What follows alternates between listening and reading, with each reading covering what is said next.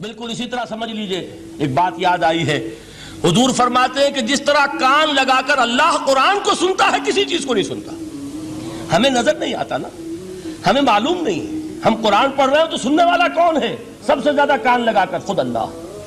یہاں اس لیے مجھے یاد آیا کہ ابو موسیٰ اشعری کو کیا پتا تھا کہ کون سن رہا ہے؟ وہ اپنی کیفیت میں نماز میں تہجد میں قرآن کی تلاوت کر رہے تھے، اور ظاہر بات ہے ان کے گھر ایکڑوں میں بنے ہوئے نہیں تھے، ایک ایک کمرہ، ایک ایک کوئی حجرہ، ایسے ہی تو گھر تھے نا صحابہ کے، لہذا حضور پاس سے گزرے، آواز آئی، کافی دیر سنتے رہے۔ اس کے بعد آپ تشریف لے گئے، صبح فجر میں ملاقات ہوئی تو حضور نے تحسین کے انداز میں فرمایا، یا ابا موسیٰ انک قد اوتیت مزمارا من مزامیر آل داؤد، اے ابو موسیٰ تمہیں تو آل داؤد کے سازوں میں سے ایک ساز اللہ نے عطا فرما دیا ہے۔ جس طرح حضرت داؤد لہن داؤدی مشہور ہے کہ جب وہ پچھلے پہر رات کو حمد کے ترانے الاپتے تھے، قرآن میں ہے کہ پرندے شامل ہو جاتے تھے ساتھ، اور پہاڑ وجد میں آتے تھے، پہاڑ بھی ان کے ساتھ شریک ہوتے تھے۔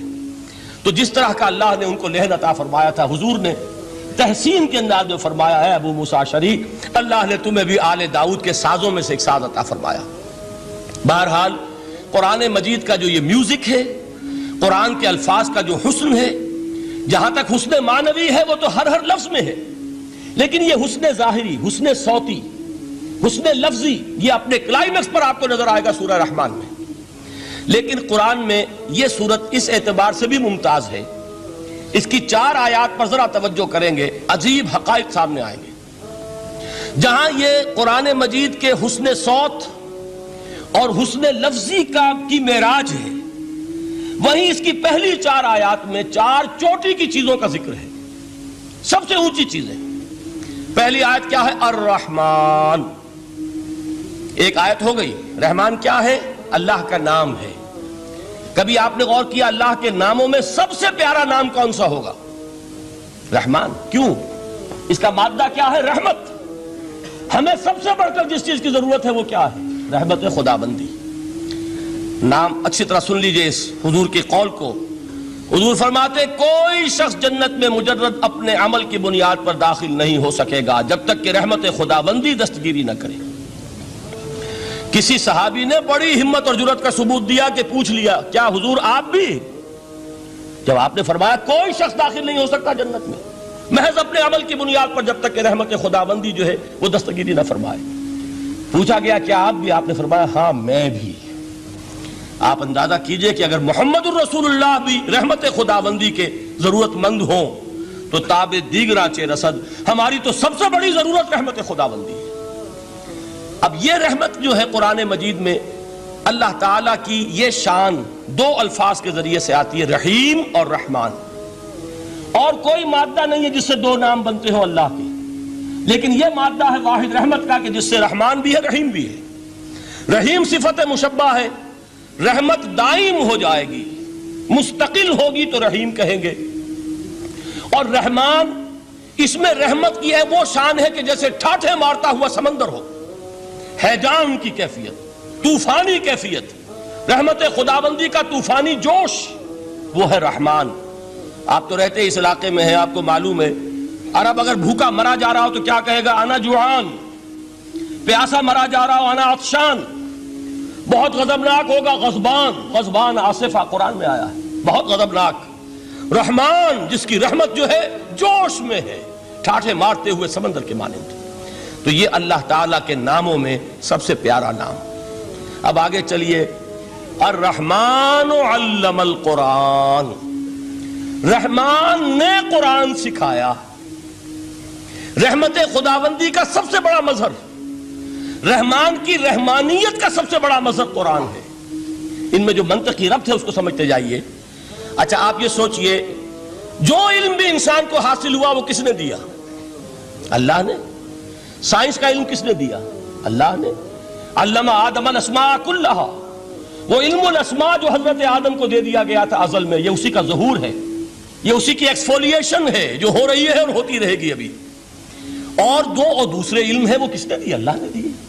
لا یحیطون بشیء من علمہ الا بما شاء، مخلوق میں سے کوئی اللہ کے علم میں سے کسی شے کا احاطہ نہیں کر سکتا مگر وہ جتنا اللہ دینا چاہے۔ لیکن یہ کہ تمام علوم میں چوٹی کا علم قرآن. نوٹ کرتے جائیے، اب چوٹی کی چیزیں جمع کیجئے. اللہ کے ناموں میں چوٹی کا نام رحمان. اللہ نے جو کچھ انسان کو سکھایا اس میں چوٹی کا علم قرآن. خلق الانسان، انسان کو پیدا فرمایا. سوال یہ کہ حیوانات کو کس نے پیدا فرمایا؟ آسمان کس نے پیدا کیے؟ زمین کس نے پیدا کی؟ فرشتے کس نے پیدا کیے؟ کیا مطلب خلق الانسان؟ اس کی تمام مخلوقات میں اس کا کلائمیکس، اس کی تخلیق کی معراج، اس کے تخلیق کا نقطہ عروج انسان ہے. یہ ہے کہ جو مسجود ملائک بنا ہے. وَلَقَدْ كَرَّمْنَا بَنِي آدَمَ وَحَمَلْنَاهُمْ فِي الْبَرِّ وَالْبَحْرِ وَرَزَقْنَاهُمْ مِنَ الطَّيِّبَاتِ وَفَضَّلْنَاهُمْ عَلَى كَثِيرٍ مِّمَّنْ خَلَقْنَا تَفْضِيلًا. تو تخلیق میں سب سے اونچی تخلیق انسان کی، علموں میں سب سے اونچا علم قرآن کا، اللہ کے ناموں میں سب سے اونچا نام رحمان. اب آئیے چوتھی چیز، علمہ البیان، انسان کو بیان کی صلاحیت عطا فرمائی. کیا اور کوئی صلاحیت عطا نہیں کی؟ بینائی کس نے دی؟ اللہ نے. اسی طریقے سے سماعت کس نے عطا فرمائی؟ اللہ نے. کتنی فیکلٹیز ہیں، کتنے ایکسٹرنل آرگنز ہیں سینس کے، کتنے انٹرنل سینسز ہیں جو اللہ نے دیے ہیں. لیکن یہاں بھی سمجھ لیجئے جتنی فیکلٹیز ہیں ہیومن فیکلٹیز، ان میں ٹاپ کی فیکلٹی جو ہے وہ اسپیچ ہے، کلام ہے، بیان ہے. جن لوگوں نے میڈیکل سائنس کا مطالعہ کیا ہے وہ جانتے ہیں کہ یہ برین ہے، ہیومن برین، اس برین میں جو وہ اوپر ایک زرد سا مادہ ہوتا ہے، گرے میٹر، اس کی ایک کوٹنگ ہوتی ہے. یہ ہائیسٹ ایوالوڈ فارم ہے اور اس میں سب سے بڑا رقبہ جو ہے وہ سپیچ سینٹر کہلاتا ہے. اسی لیے انسان کو حیوان ناطق کہتے ہیں. حیوان کے اور انسان کے مابین امتیاز قائم کیا گیا، نطق، گویائی، بولنا.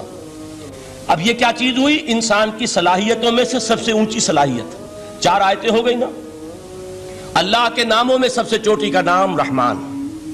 اس نے جو علوم پیدا کیے ان میں چوٹی کا علم قرآن. اس نے جو مخلوقات پیدا فرمائی ان میں چوٹی کی مخلوق انسان. انسان کو جو صلاحیت اور استعدادات عطا فرمائی ان میں چوٹی کی استعداد بیان. جمع کیجئے، نتیجہ کیا نکلے گا؟ وہ نتیجہ ایک حدیث نبوی کی شکل میں سامنے آتا ہے. پہلی حدیث میں نے یہی پڑھی تھی، اس کے راوی کون ہے؟ عثمان ابن عفان. میں حیران ہوتا ہوں وہ قافیہ یہاں بھی موجود ہے، رحمان، قرآن، بیان، انسان، عثمان، عفان. باپ کا نام بھی اسی وزن پر ہے، عثمان ابن عفان. عن عثمان ابن عفان رضی اللہ تعالی عنہ قال قال رسول اللہ صلی اللہ علیہ وسلم. حضرت عثمان شہید مظلوم ذو النورین رضی اللہ تعالی عنہ فرماتے ہیں کہ اللہ کے رسول صلی اللہ علیہ وسلم نے فرمایا، خیرکم من تعلم القرآن وعلمہ. تم میں سے بہترین لوگ وہ ہیں جو قرآن سیکھیں اور سکھائیں. قوت بیان جو تمہاری ٹاپ فیکلٹی ہے، اس کا استعمال کسی گھٹیا کام کے لیے نہیں ہونا چاہیے. دیکھیے اردو میں محاورہ ہے کہ توپ سے مکھی نہیں ماری جاتی. توپ بنائی گئی ہے کسی بڑی شے کے لیے، مکھی مارنے کے لیے توپ استعمال نہیں ہوتی. یہ قوت بیان جو ہے، جو ٹاپ موسٹ فیکلٹی ہے ہیومن، جو فیکلٹیز ہیں ان میں سے، اس کا استعمال بھی ٹاپ موسٹ ہونا چاہیے. قرآن کو بیان کرو. وہ جیسے کہ علامہ اقبال نے کہا ہے، بلکہ غالباً ان کے قبر پر آس پاس جو اشعار لکھے ہوئے ان میں سے ایک یہ بھی ہے، اگر یک قطرہ خونداری، اگر مشتے پرے داری، بیابامن تو آموزم طریق شاہ بازی را. اگر تمہارے اندر ایک قطرہ بھی خون کا ہے اور مٹھی بھر بھی پر اگر اللہ نے دیے ہیں تو میرے پاس آؤ کہ میں تمہیں شاہبازی کے طریقے سکھاؤں. اسی طرح جان لیجئے اگر اللہ نے قوت گویائی عطا فرمائی، اگر اللہ نے تمہیں حیوان ناطق بنایا، اگر اللہ تعالیٰ نے تمہیں یہ صلاحیت عطا فرمائی، اس صلاحیت کا مصرف دنیا کو نہ بناؤ، اس صلاحیت کا مصرف اللہ کے کلام کو پھیلانے پر اس کو صرف کرو.